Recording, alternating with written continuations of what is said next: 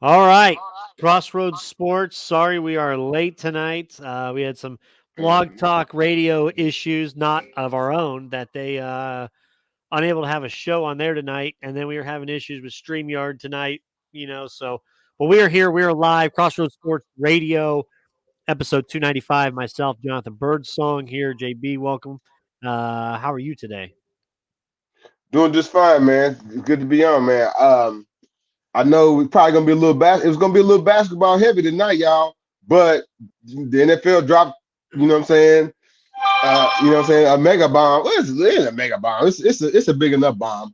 Yep. You know what I'm saying in our laps, man. But I know we're gonna be a little basketball heavy tonight, man. So Yep. if you're not into that, you know what I'm saying, still tune in. But Got it's to great to be show on. it. I've got to show it.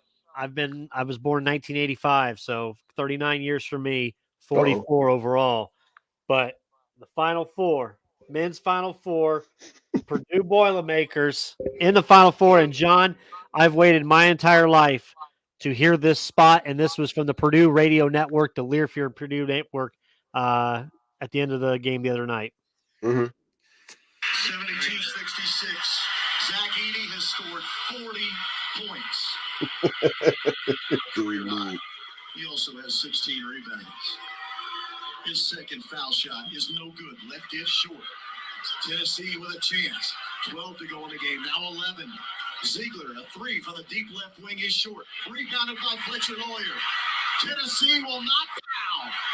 And wouldn't you know it, on Resurrection Sunday, the Purdue Boilermakers have turned the doubters into believers. Believe this, for the first time since 1980, Purdue is headed back to the Final Four. Now, if that doesn't give you goosebumps, I don't know what the hell would, because that was epic. It ain't gonna work. Oh, damn. That was epic, John. Resurrection Sunday, doubters, Man, believers. That was sick. Man, that's damn near blasphemous, though, man. You better watch out what y'all say announcers, man. But I'd be wanting to say some cat, cat wild shit myself, man. But like, John, they nah, made man, it. They made grab it. grab I for them, yeah, shed a to get couple through, get tears. yeah, yeah. If you're a big time fan or follow that program, you know what I'm saying. This is a great achievement for them to break off through to that other side, and still them smelling some bit of the roses, right? But still knowing there's still business to be done because that's just how the Purdue people roll, man. The Purdue is like work hard. It's not gonna be flashy, but we're gonna win, and it's work hard, and then we're gonna. So like I expect them to give NC State the best run. You know what I'm saying? Because NC State did they really have a run in the second half against Duke? I don't think so. Duke kind of wilted, man, as we kind of talked about. You know what I'm saying, Sunday night, man. So uh, I kind of like Purdue to give NC State. You know what I'm saying? That it's gonna be that big.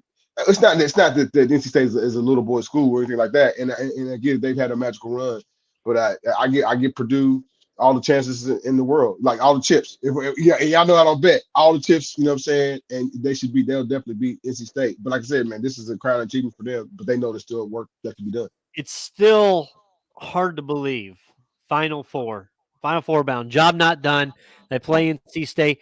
It was asked if there was going to be a send off from West Lafayette before they left last night for the game.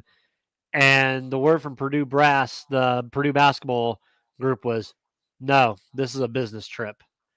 And when you have that mentality, they didn't celebrate, John. They did a little celebration with the photos and stuff, but they Mm-hmm. didn't really celebrate the Big Ten championship. They didn't celebrate going to the Sweet 16.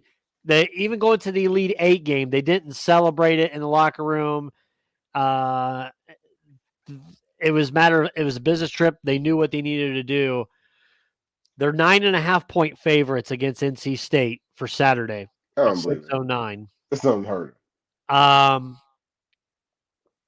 I will say this. I've said this from the beginning that I would be upset and it would be a lost season if for me if they didn't make it to the Final Four. Now that they've made it, I don't want to say I feel accomplished, but it feels okay. They've made up from quote last year's debacle. Get to Oh the yeah. national championship game. I don't think there's any Purdue fans now from here on out. The rest of this rest of this run, if they get knocked off by NC State, I don't think there's Boilermaker fans to be upset. I really don't. I think the fact they've made it, Well, we there's know they're that. gonna. Now get to the championship game is big. If we can get to the championship game, I just don't know if they can beat UConn. I hope to God we can beat UConn, but I don't know that juggernaut, and I hate that scumbag of a coach now over there at UConn. Whiner, whiner, Dan Hurley. Well, us Brandon, against everybody. ain't Oh, no boo-hoo. ain't listen. I do. Yeah, I know we listen to the pressures. We like to break them down. That's probably why we didn't get invited to the NIT. You know what I'm saying? Because they know we come with the Nobody hard real watches ones, the man. NIT. Shout out I'm Indiana State. I'm like Tom Brokaw in the pressure. Everybody knows this, right? And Brandon Reef is like, you know what I'm saying, you name it. Give me somebody from the past, man, that used to grill folks, man. But anyway, the point is, man, these coaches talking about woe is me, and you got McDonald's All-American. You got this dude was Mr. California basketball. If you're talking about Duke, you got this dude over here, Danny Hurley, got a bunch of dudes who probably should have been in the G League. I don't want to hear it, man. But they are a powerful juggernaut of a team. They are sizzling teams. I've His seen. best two players are from the transfer portal, and he says the transfer thing That's has been bad. Shut up. well. That's what I try to tell you. I don't know. I don't think Zach Edey got any more eligibility left, but he was like, man, you know, He's got Zach 1 year. Well, see that, yeah, that's open recruitment. He was that's open recruitment. He's up there trying to say, man, I don't know, Zach Edey's in. I don't know what you guys are seeing. So if they got some more money left, and we all know Klingon's leaving, and probably a couple other guys are leaving too from UConn, that's over recruitment. But like, nah, man, it's gonna be. You know what I'm saying? Not looking ahead, too further ahead. Purdue beats NC State. Brandon, you can't necessarily guarantee the best. If Alabama plays a sped up game, I mean, they can keep up. They can keep up with UConn. It's not like UConn. UConn's not killing from three, y'all. Look up the stats. If I'm lying, I'm crying, and I'm not crying right now. UConn's not. They weren't killing from three against Illinois. They just happened to be an Illinois team that the coaching staff took their brain off, and the star player, you know what I'm saying, just didn't have it that day, right? So it's not unbeatable. They lost 3 games today. 3 games today. 3 games this year. One of them being the Creighton on the road. They're not necessarily a great road team. The closer they are to home, New York, the East Coast, you know what I'm saying? More power to them. This is a West Coast game, y'all. This is in Arizona. You know what I'm saying? I know for you better people, y'all gonna put your money on. You kind of get it, but I'm just letting you know from a competitive standpoint, they're not unbeatable. No, they're Pretty not. damn good. They're not unbeatable. But they could be the G League team. I believe this. A team that had to hit the 3-point shot. Creighton beat them. Creighton hit what 15 threes against them. Purdue could easily do that. For Purdue against NC State, John, I think they're not going to have a problem with big man in the post. Big man, yeah, Reggie, the call in part's not working, my man. Tell them tap in right here. Yeah, come on, tap in right here, Reg, with us. But the call in part is not working for Blog Talk tonight, so we're just on here on StreamYard with that. But no, I think big man against Edey. I think Edey's fine. Edey can still be able to rebound over him, but big boy can't jump. So Edey's got that advantage. Can he keep him out of Edey's spot? Possibly, but I mean, Edey's not no slouch himself. He can dominate from some position.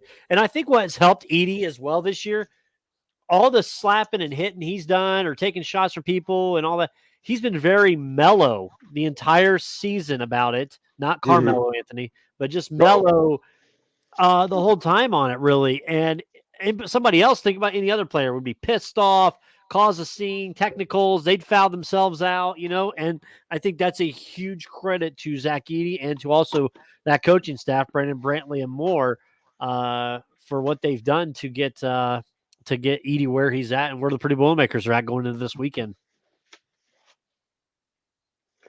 Brandon, they're gonna need some offense to be if they can get past, right? They can get past NC State and they can play, you know what I'm saying? Even if they play Alabama, because Alabama had, I do believe the game before, they became a whirling dervish, right? And I know they get what Purdue does get if they don't get off, they get key rebounds, they get key steals. You know what I'm saying? Our guy makes a hell of a, you know what I'm saying, a screen. for one of the guards to get open, right? Kind of some of those things kind of go unnoticed, but like, man, they need some points. I'm looking at Mason Gillis. You know what I'm saying? You know what I'm saying? They need you to step up. He's why I'm solo kind of picking on him. He's out there most of the time as long as he's not fouling. Zero You know what bench I mean? points. Zero bench Yeah, points. zero bench points not gonna it's not gonna cut it against the UConn. This is not gonna cut it against Alabama. So I those kind of things I kind of keep in mind as Purdue, you know what I'm saying, navigates through this tournament. Absolutely. So wearing it proud, wearing it all. Final four, Boilermakers. I got more gear on the way. There you Had to get it while I can.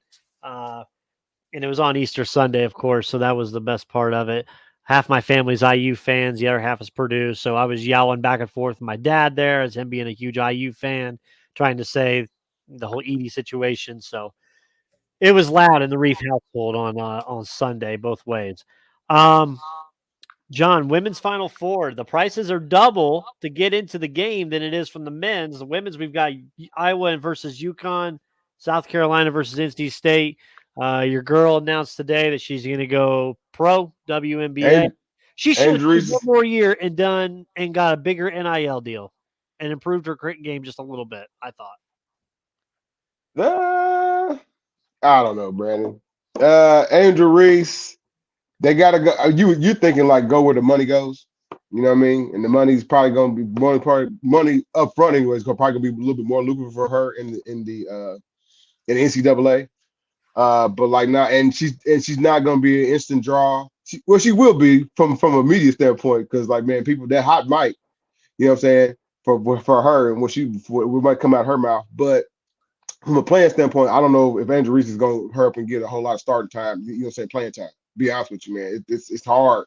It's hard for a young big. I know we're talking about women's basketball. It's hard for a young big to automatically transition what they do. She's not a big time scorer either. She's a big time rebounder, big time defender. You know what I mean? But just like I don't think I think there's struggle. There's gonna be struggle for Caitlin Clark. I ain't want to pick on. You know what I mean? It's gonna be as she transitions, but.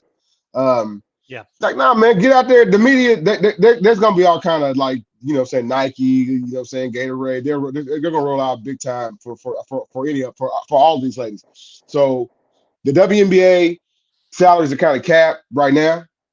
I expect, you know, what I'm saying, their commissioner to roll out more. There's probably gonna be where the seasons where they're gonna roll out more games for them. It's probably gonna be, and then more games mean more pay. And with the Caitlin Clark effect and Angel Reese effect. You know what I'm saying? If Angel Reese can transition some of her greatness that she's had at LSU to the WNBA, man, whatever city she's in, man, that becomes, you know what I'm saying, must see TV. Did what was I going to say? So shout out Indiana State, the Sycamores in the NIT championship tomorrow night. John, did you know that the WBIT, the women's BIT championship game's going on currently? Yes, I did. I mean, we got to die. No, I'm just saying, like, I don't think a lot of people know because there's no coverage of that or of the NIT or any of those special things because you know, we're still a little bitter over. And people were asking us, "Hey, you guys gonna be covering the NIT? You guys gonna be at the NIT?" I wish we were, people. I honestly wish we were, but it's such a mess. And with that, but I digress. But Indiana State looking good, John. They go against Seton Hall. What the notes I got on Seton Hall, man. Indiana State. So I want to comment on that, man. Indiana State. It's a what they call bittersweet. They didn't make the tournament, got left out, and here you see they shouldn't have got left out. It's evident what the lay of waste of teams from various conferences. I kind of thought Utah might have had their number, man. Utah, they got just one guard, man. Like I don't know, he might be a summer league guy. You know, saying somebody that I'd have on my summer league, but like Utah hit a guy. This guy hit like I don't know 3 or 4 threes in a row, man. I was like, man, I don't know. I didn't think Indiana State was gonna make it out, but like, no, man. Teams they're playing. You know what teams playing is NIT, man. Like they serious about they had a serious good culture. That's what I want to say. They had a serious good culture because like man, anybody usually teams are checking out. We got half the other people in the portal. You know what I mean? IU still ain't got a whole bunch of. I thought there was gonna be an outpouring of portal, and like that ain't necessarily happened. You know You know what I'm saying? Just yet. Portal people, it ain't necessarily just I'm going to rise up and go to a blue blood. I mean, there is that, but there's also some people just like I'm just going to the whatever's the best offer. Right. You know what I'm saying? But no, man, it's great. Everything's great for the NIT. I mean, Indiana State being in the NIT, Seton Hall is a you know what I'm saying. If you look at their resume, you know what I'm saying, the damn stuff. Beat a Georgia team to get here. You know what I'm saying, to get to the championship level game. Left out, you know what I'm saying. They've had some home runs, some home run hitters. Turn that down. They've had some home runs. You know what I'm saying, on the road. They beat St. John's on the road early this year. They beat Providence on the road early this year. So they're kind of like mirror images of one another, except for like Indiana State has all the hardware. Indiana State has the hardware. You know what I'm saying? They're the mobile Missouri Valley champions that they got left out because they didn't win the tournament. You know what I'm saying? So, but like, no, man, Indiana State has laid a waste to teams from very. This is why I get it now, man. So I answer. I've always asked this question like why big boy teams don't play mid majors like Indiana State when they're red hot, because you lose. And you know what I'm saying? Indiana State, I don't know if Indiana State, I don't know if Brady, you know what I'm saying? I don't know if Indiana State would have had this much success had they made the tournament, you know what I'm saying, winner, you know what I'm saying? But to get to the final four, man, you gotta have a real special team. But to get to the final four of NIT and knowing what's gonna happen on that Monday when Coach Schertz is gone and this player done signed with potentially maybe Ball State or IU or whatever, you know what I'm saying, area school, you know what I'm saying, again, wrestling the championship. The alumni, man, the alumni was all decked out and they made Hinkle, they turned Hinkle light blue. I'm like, man, alumni, y'all to give, you know what I'm saying, Coach Schertz $10 out your pocket right now. And maybe he Hinkle was won't the leave. Holman Center 2.0. Yeah. But like, nah, man, I mean, I favor Indiana State in that game. Okay. Yeah. So Win it all. John, the Andy Enfield left USC to go to SMU, and we thought head scratching leaving going to the Big Ten, USC, Big Power Five, going to SMU. He said today the reason why he chose them is because they're going to the ACC tournament, or sorry, ACC conference starting July 1st. Musselman now is linked up with USC, possibly leaving Arkansas for USC. Bronny James is transferring. What, I know you got some takes on this with the whole USC and Andy Enfield and the whole thing, and Bronny James transfer saga. Dude, it don't matter if you have said it's right on the wall, Brandon. If you don't have said star player, you have whatever said star, but you got to have good culture in your locker room in order to win, and really on any level. So,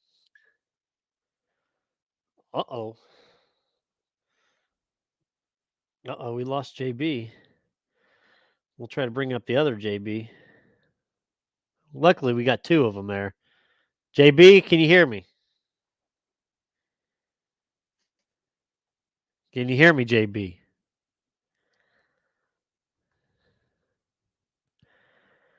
We lost him. Somehow we lost him, but we have him on his other phone. This guy's got 2-3 phones on him, so we'll see if we can get John back on momentarily here.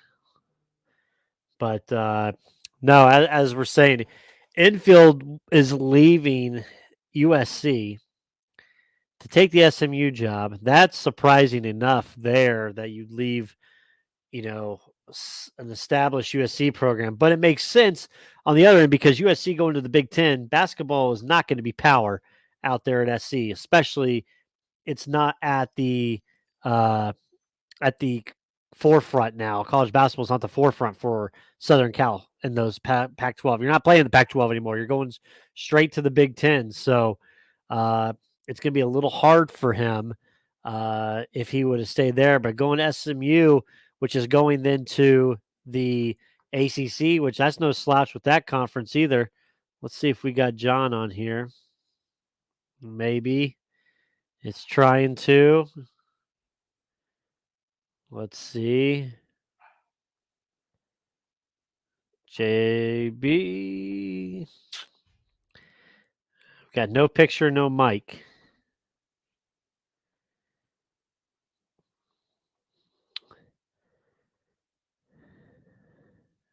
JB, can you hear me?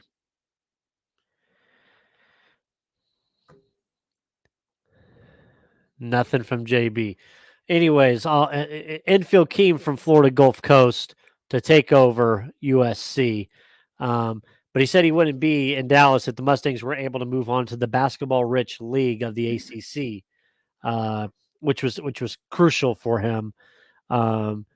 Extremely happy USC. He had incredible staff and players. He says great support from admin. We lived at the beach, so not bad at all before you moved down to Dallas. So the move to the ACC becomes official on July 1st.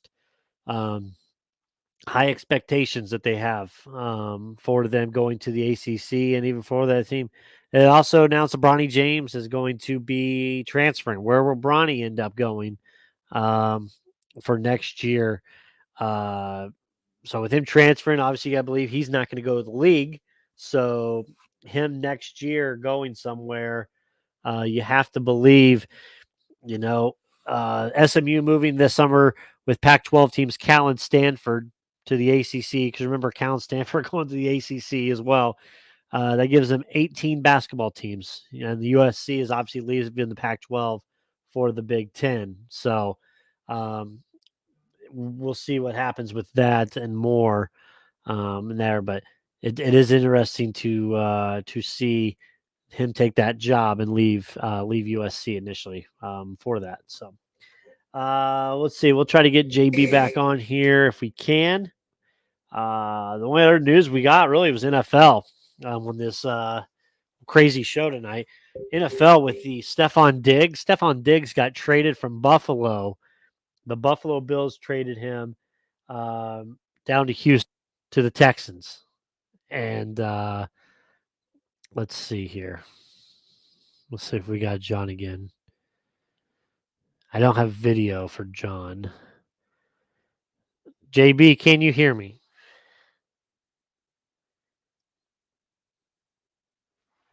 Nothing. Nothing. No audio, no video, no squat. I think that's what they say. No audio, no radio, no nothing for JB. Powers that be have shut him down. Let's try this again here.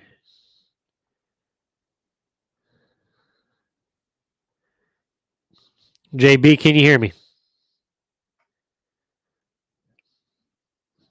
Nope. Yep. Nope.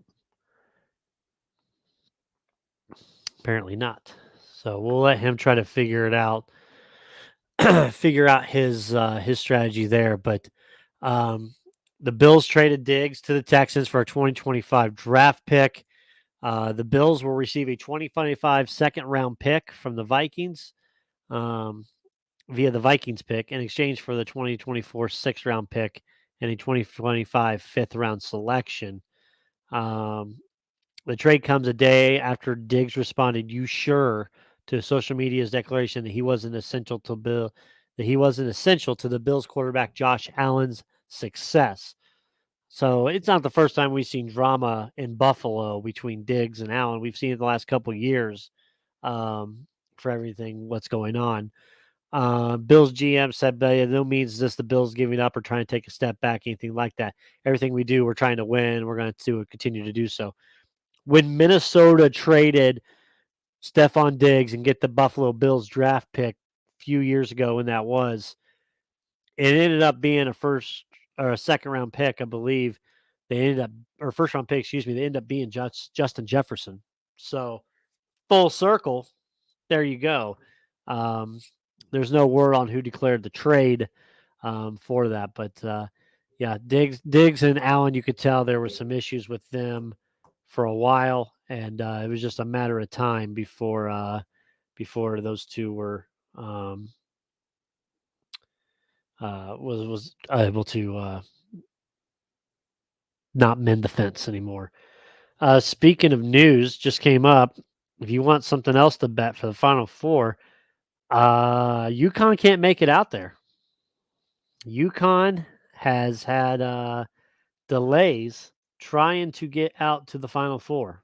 The alert I just got said that flight delays have delayed UConn, who could not get out to the out to Phoenix. So Maybe that's what we need. That's the only way you can beat them. Don't let their plane get out there. So, um, we'll see what happens to that. I really want to talk to John about college football because school presidents. This is huge. So, there's a group of several college presidents have tabled a proposal to dramatically alter the way college football is organized. Um, The group, which is called College Sports Tomorrow, has floated the idea of creating a two-tiered structure among FBS schools. The current CST outline would create a system that would give the top 70 programs, all members of the 5 former major conferences, plus Notre Dame and new member ACC SMU, as permanent members and encompass all 130 plus FBS universities. Perpetual members would be in 7 10-team divisions, joined by an 8th division of teams that would be promoted to the second tier, like soccer. Um, it's also trending towards a super league of sorts, like soccer.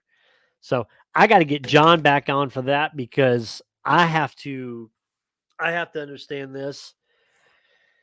If college football is going to end up being like the Super League, um, that's going to be something that you have a 10th division of teams that get relegated up and then can get relegated down the next year, based off of this proposal from the university presidents.